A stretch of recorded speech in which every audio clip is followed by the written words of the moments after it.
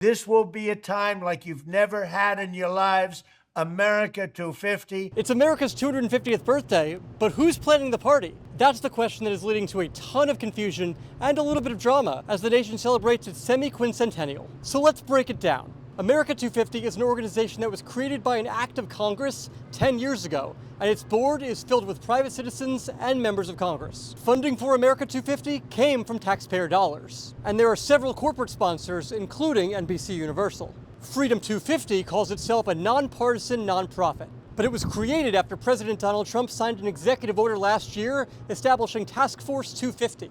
Freedom 250 is partnering with departments and agencies across the federal government, as well as John Deere and Northrop Grumman. So who's hosting what? America 250 is hosting events around the country, like the Great American Road Trip, encouraging families to get out and see this great nation. It's also hosting neighborhood block parties from coast to coast. Freedom 250 hosted a 9-hour religious revival on the National Mall in May. Today, here, Lord, in this 250th year of American independence, we hereby rededicate the United States of America as one nation under God.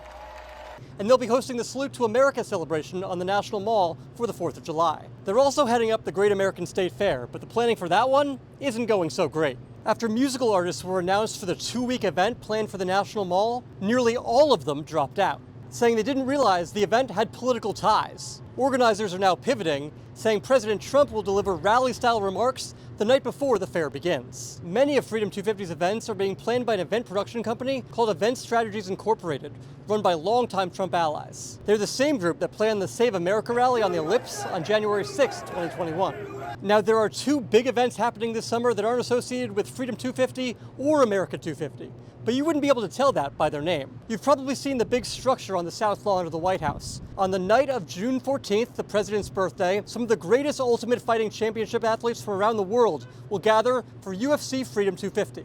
And in August, start your engines. Indy cars will be racing through the streets of Washington for the IndyCar Freedom 250 Grand Prix, sponsored by Penske and Monumental Sports.